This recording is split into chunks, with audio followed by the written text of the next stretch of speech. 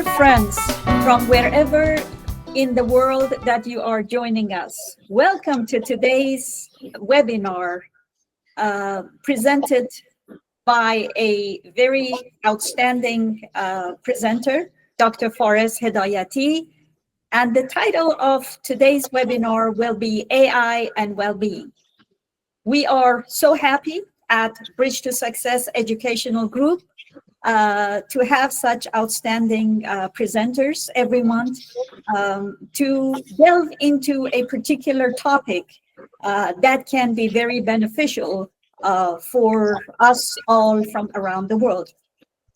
Today, we are very happy to welcome friends from different countries, and we hope to be able, going forward, to serve all of you with great topics and great presenters. Today's presenter, Dr. Fares Hedayati, he received his bachelor degree from Baha'i Institute of Higher Education in Iran, and then he came to United States and he received his Master of Science and PhD in Computer Science from University of California, Berkeley. And currently, he resides in the state of Texas in USA. Welcome, dear Fares, and so glad to have you with us. Thank you very much, dear Elham and dear Behmaz and all the organizers of this meeting. It's a pleasure to be with you. Today's topic is about AI and well-being. And, I will focus on two aspects of this topic. One of them, and these two aspects are basically, they have far more implications in the future. And we see some implications of it now, but it will, the implications of it would be much more noticeable in the future.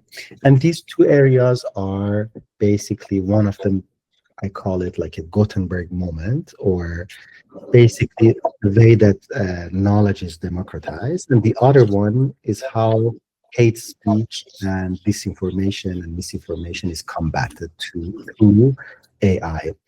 And both of these two aspects of AI will basically have implications for well-being. As we know, AI is integrated in our daily life, and we see it everywhere. Like when we do like a Google search, or when we even write an email, when we use it for translation, even for navigation, anything. Even when we're sick and we want to consult a doctor, or usually ask ChatGPT. So it's basically ubiquitous. It's everywhere. But at the same time, it's a double-edged sword. So it has both, some pros and some cons. But today we basically focus more on the pros of AI. So let's start with the first topic. So it's basically, this is one of the two major topics that relates AI to well-being, and it's basically democratizing knowledge.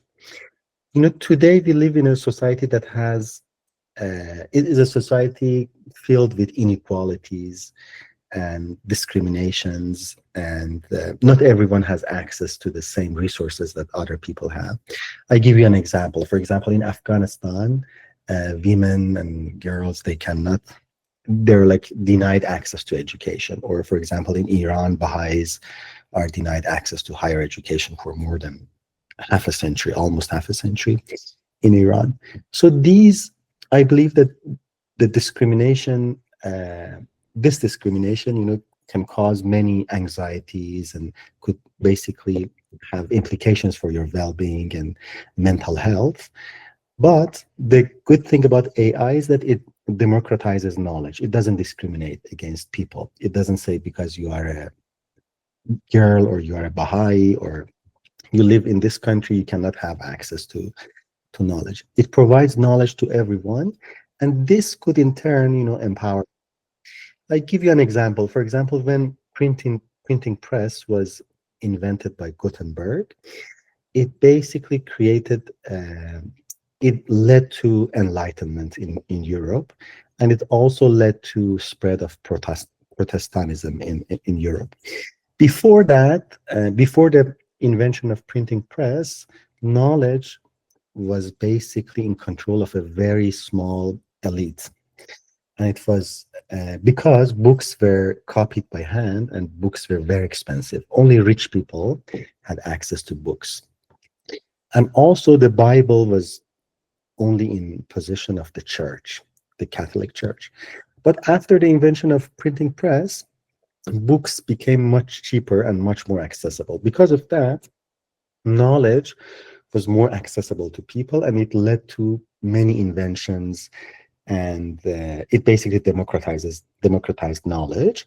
And it also, the inequalities between the poor and the rich, it basically uh, made the gap smaller. So more people had access to knowledge, and more people could get educated, more people could um, have better jobs and things like that. So it revolutionized Europe. At the same time, and also that happened for people who went to the church. Before that, only like the church had access to Bible, and the priest basically explained the Bible to other people. But after the invention of Gutenberg, the printing press, Bible was translated and it was available to everyone. Everyone could study the Bible on their own, and that basically led to it contributed to spread of the Protestant faith in Europe.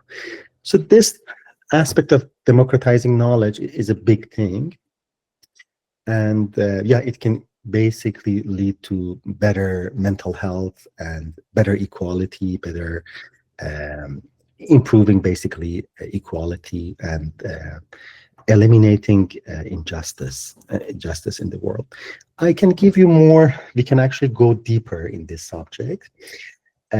One way that this basically democratizing of knowledge is helping people is basically the flow of knowledge from language to language.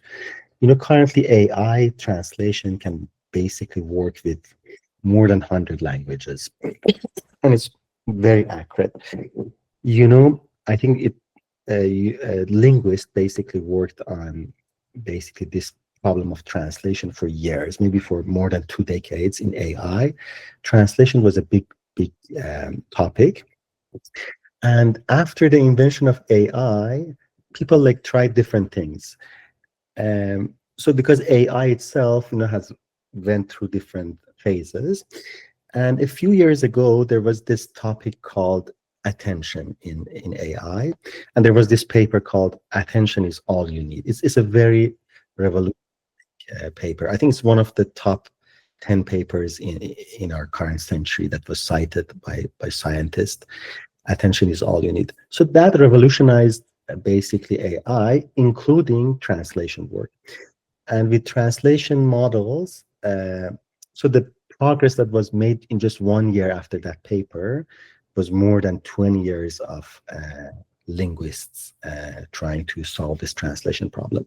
Now this translation is done by large language models, and at the core of the large language model is this transformer-based architecture that paper introduced.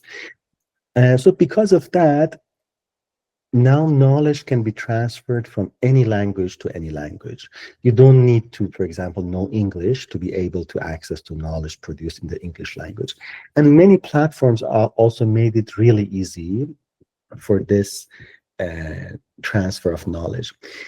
I can give you an example. A few years ago, a paper was introduced by Google, and they basically said that, so there are a few ways that language models for translation work, and there are two kind of paradigms. One of them is called few-shot learning or many-shot learning. So you give examples of translation to a large language model, and if the number of examples is large enough, your model learns that language very quickly. So that's one paradigm. And another paradigm is basically called fine-tuning. You get one large language model, and these large language model can be ChatGPT itself, or there are many open source large language models. So large language models usually are either open source, like when people basically create them, they upload them to a platform, and anyone can download them and use them and customize them, and they have full control over it. Or it's not open source. For example, ChatGPT, you either have to pay, but there's also a free version, but it looks like a black box. Your data goes somewhere, something happens to it, and you get an answer back. You don't have control over that black box. But for both cases, you can take a model and fine tune it on your data. And that data is basically could be translation data, right?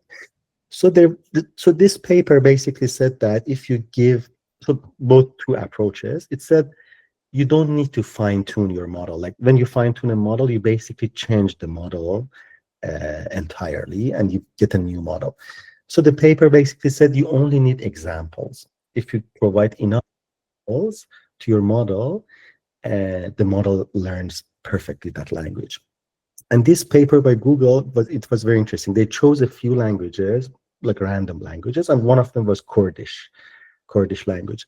So they said, basically, if you give a few thousand examples, only a few thousand examples to the large language model, I think they did probably ChatGPT at that time, but now ChatGPT is much better. Then the translation quality is as good as a human translation. So it means that any language, it doesn't need to be like Western languages. Even languages that are obscure and not that many people speak it, if you provide enough examples, the AI would quickly basically learn that language. So this is huge because, as I said, knowledge can be transferred from any language to another language. One source of knowledge that is very popular now, so it's ChatGPT, but another source is Wikipedia. So Wikipedia is basically anything that you search for, there's an article for it in Wikipedia. And Wikipedia has this translation tool, which is also based on AI. And you can very easily, in few minutes or even few seconds, translate any article on Wikipedia to any other language and publish it.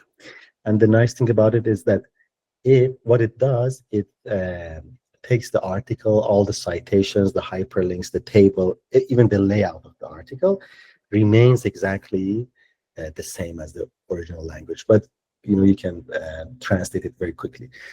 So that was just one example, but this translation has made huge impact on the spread of knowledge and transfer of knowledge. So that's one aspect of it. The other aspect is that knowledge can be personalized. AI can help you learn things at your own pace, at your own speed. There's so many different AI tools that can help students all over the world to learn topics at their own pace. When you interact with AI understands. So you're good in these areas, but you're basically lagging behind in these other areas. It tries to basically teach you on those areas that you're not so good at. And this is very very important because AI is basically a personalized tutor for you. There are so many different apps. For example, there's this app called Canmingo. I think it's from the Khan Academy. Canmigo. It basically does step-by-step tutoring for students. Or even ChatGPT has this mode called study and learn option. So if you ask ChatGPT a question, if you use this mode, it doesn't give you the answer directly. It tries to walk you through the answer step by step. So this way, it makes sure that you understand the answer pretty well. And it's very interactive. It asks you a question and it makes sure that you understand the solution. So yeah, so the second aspect of that is democratizing knowledge, as we said, is personalized education. Now education is very personalized. It does it at your own pace. And then the other one is basically if you want to create content for others to learn, That's extremely fast. Let's say you have something in mind, you want to basically teach other people how to use it. I know, for example, at the Baha'i Institute for Higher Education, some instructors, they use AI.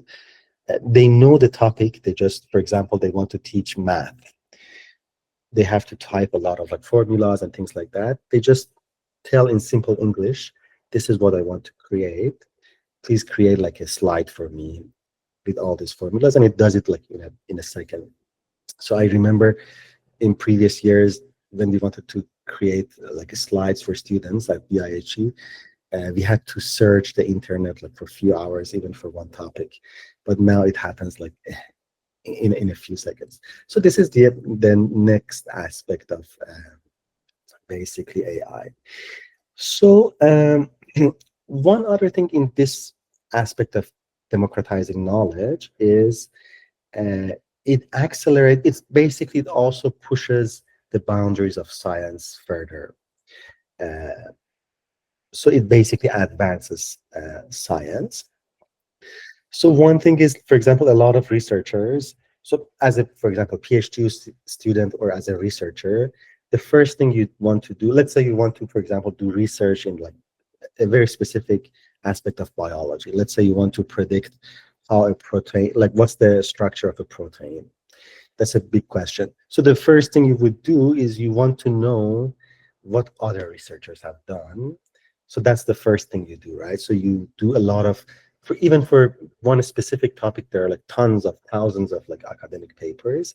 And usually like researchers, what they do, they go over these papers one by one and they read them and they understand like what are the major contributions of this paper, what is the main idea here, they note it down and things like that. So they want to get like a better understanding of what has been done in this field and what are the most recent approaches to this specific problem. But now this is usually we call it literature review, right? Literature review is a big part of research. That's what researchers do, and that has been uh, AI has helped in that aspect really well. So you can ask ChatGPT, give me the most recent discoveries, for example, in this area, or you can go to Perplexity. I've seen a lot of people use Perplexity. You can give it a specific topic and say, do me a literature review on this. What are the major contributions, major approaches that people have done in this topic? And it basically writes you a very nice literature review, and it also gives you access to papers. These are the major things people have done. This approach, for example, has these pros and cons. This approach has these other pros and cons. It basically does a compare and contrast between different approaches. So this is basically huge. It basically helps researcher like do their research very quickly. The other thing is like a lot of researchers have to work with big data and they have to find trends or patterns in big data. Uh, and it does it very quickly for them. So the second aspect of this democratizing knowledge is basically that it can also advance science. So if we want to summarize this section or this slide, I think these are the main aspects of AI, how AI can basically improve mental health and well-being is through democratizing knowledge, because democratizing knowledge empowers marginalized groups. It basically fights discrimination. It doesn't discriminate between people based on their race, their religion. It just provides them access to information. And it creates more equality and more equity in the world. So this is one aspect of it. Now I want to go to the next aspect of it, and this is basically uh, AI makes a safer and more informed society. So there has been a lot of studies on basically the youth and junior youth in the world, especially in the US. And one problem is that they spend a lot of time online, and online spaces are not safe for people, especially for younger people. For example, there's a lot of hate speech. There's a lot of bullying online. this problem of youth committing suicide because of bullying is a big issue in US schools. And so the online space is the hate speech, disinformation, and misinformation in online spaces is a big problem. And now we want to see how AI can solve this problem. This problem of hate speech, as I said, can cause many problems in people's mental health, basically, and well-being, and how AI is basically trying to fight that. Maybe I think it might be good to, because especially in Farsi spaces, we see this a lot. Like there's a basically state-sponsored hate speech against different groups especially in Iran, unfortunately. For example, in online spaces over the past few years, we see many hateful comments against Afghan refugees in Iran, and there is this trending hashtag that it basically says we want Afghans to be expelled from Iran, and this is a huge problem in my opinion. So before I go maybe further, I'll define what hate speech is and what different companies or different like social media platforms have been dealing with hate speech and how AI can come to help. So basically hate speech, different social media platforms, each social media platform and like search engine, they have a department called trust and safety. So this department, basically what they do, they define policies and say you cannot create content or upload content or comment that is considered like dangerous or hateful, or it's based on misinformation or disinformation. So there are some policies. Each platform has its own policy, but in general, hate speech is basically spreading lies, insult, or degrading content about protected groups. If you say something negative about a protected group, that's called hate speech. And what are these protected groups? So protected groups are groups based on some inherent basically attributes. So they could be ethnicity, country of origin, race, disability, sexual orientation, religious affiliation, and in some cases even age. So basically, social media platforms don't tolerate hateful content against, for example, religious minorities or against people because of their country of origin, for example, Afghan people, or against people because of their religion, for example, against Baha'is, things like that, or even against people because of their age. There's these companies do not tolerate ageism. I can give you some examples of how this hate speech basically led to physical persecution or physical suffering of people. A few years ago, so I mean, like hate speech in online spaces can have real physical consequences. A few years ago, unfortunately, in Myanmar, there were a campaign against the Muslim minority in Myanmar, and that led to massacres of many Muslim minority people affiliated with the Muslim minority in Myanmar, especially in villages. And these were basically orchestrated by Buddhist monks in Myanmar, and they were doing this on Facebook.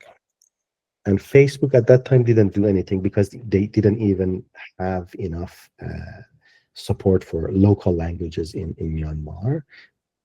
I read somewhere that they only had one person. And what they did, and so this online hate speeches basically led to people being killed and their houses being, burned down and things like that. So that's a real problem. Or for example, in the US, online hate speech, had real consequences for African American people, and this was done by white supremacists in the US. Or a few years ago, there was a clergy, he posted something online in Egypt against Baha'is, and people basically invaded Baha'i houses in a village in Egypt, and they burned them down. So things like that. There's so many evidences that like hate speech can basically harm people in in real life. And it has like, in addition to physical persecution, hate speech can basically increase polarization and social fragmentation. It also damages social cohesion and national identity. And at the same time, it basically creates an environment where healthy dialogue between different entities become impossible. Basically, who's like a lot of vulnerable or minority groups are basically silenced. They cannot express themselves. And it contributes to severe human rights violations because hate speech tries to basically otherize people. For example, in Iran, there's a huge state-sponsored campaign against Baha'is and other religious minorities, especially even in the last few years against Zoroastrians and Jews. And they try to basically frame Baha'is as outsiders, and they try to scapegoat them and link them to basically foreign powers or link them to colonial powers, and they try to blame everything on them. And this is very it's very or it's not done by like individuals. It's done at the state level. The state basically organizes it. So so what can be done to basically combat hate speech? I'll tell you what people have done traditionally and how AI can be used now. So traditionally, what these platforms did, so they basically defined policies, and people like could basically report these things. And when something is reported, sometimes like there's an AI that reviews things, but in the past, the AI was not so good at detecting basically hate speech. So what they did was so there was a human review involved. So the humans would go there and review the post, but in many cases they missed the implications because they didn't have enough cultural background, or they didn't know about cultural sensitivities in that context. For example, in Iran, if you call someone a Zionist, or accuse them of being a Zionist, that could lead to their execution or imprisonment. But in the West, if you call someone a Zionist, that doesn't matter that much, right? But in Iran, it has a real, life and death consequences. So these cultural sensitivities and the context sometimes was missing in these platforms. So that was one problem. The other problem was that so the enforcement of their own policy, it was hard. Some companies did it better than others. For example, Telegram didn't care about many different aspects, but YouTube, for example, was better. So this was basically the problem. And one other problem was that people didn't have enough language supports. For certain languages, they didn't detect hate speech. The Myanmar case is one example. So that was one way. The other way that people used to fight hate speech online was through fact checking. They tried to basically provide accurate information about minorities. They tried to debunk common conspiracy theories against minorities and different groups. So that was one other aspect of fighting hate speech. But it had its own limitations. But now with AI, things are much better, because AI can detect hate speech really easily. And it has, especially large language models, they can detect hate speech very easily. And they have language supports for almost all languages spoken online. So that's one big thing. And the other thing is now fact checking can be done really real time. And because of that, people cannot spread conspiracy theories as easily as before. I give you an example. During the war between Iran and Israel, there was a lot of hate speech against Jewish people and Baha'is in Iran, and also in the Arab world, on Twitter, basically on X. And there is this thing called Grok in Twitter. I think you have seen it. Grok is basically an AI-based large language model that does fact checking in real time. So if you post something, people can basically tag Grok under your post on X and say, Grok, is this true? Or like, give me more information about this. And in real time, it just provides you the correct answer. Most of the time, the answer it gives is correct. I remember during the war, there was this this channel called Al Mayadin. It's an Arabic channel. It's linked to Hezbollah and Iran. And what it said was that, for example, Baha'is are agents of Israel and things like that. They posted something in Arabic, and someone basically asked Grok, says, Grok, is this information accurate or not? So what Grok did was it said, no, this information is false, and what they say is completely wrong. For example, Baha'is don't get involved in politics. They're obedient to the government. They're law-abiding, things like it was a very comprehensive answer. And immediately after that, basically Al Mayadin removed that post. And we see that with this AI, now people like basically spreading conspiracy theories against Baha'is or other minorities, they're diminishing because people get embarrassed, by AI. AI says, no, this is not correct. So it basically debunks these conspiracy theories and it changes public opinion. So more accurate information is being available, and people know more about minorities or vulnerable groups, and they don't believe the common conspiracy theories or lies about them. And this has huge consequences for basically combating hate speech and basically improving mental health, online mental health. So this was basically another big aspect of AI. So far we talked about basically two things. So AI can democratize knowledge, and then AI can fight hate speech, and AI can provide accurate information about minorities, vulnerable groups, and all of this have consequences for like improving people's mental health online. I'll go over two more aspects very quickly. These are, minor points. I wanted to maybe focus more on these two topics that I mentioned, but these other two are also important.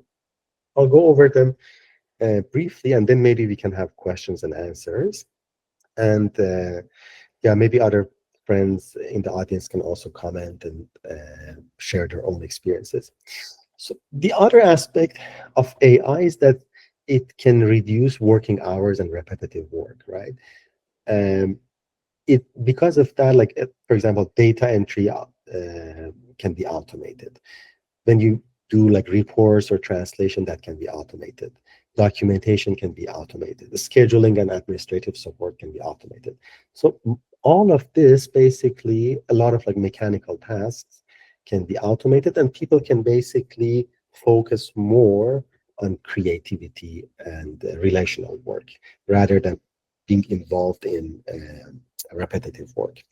So this has many consequences. One of them is it reduces burnout. It gives you more time with your family. It also creates more creativity. So that's one other aspect of it. But finally, I would like to basically say this, that AI is not perfect, and it could have bias, toxicity, or inaccuracies. When large language models were initially introduced, a lot of toxicity, racism, and things like that that was online was made their way through AI.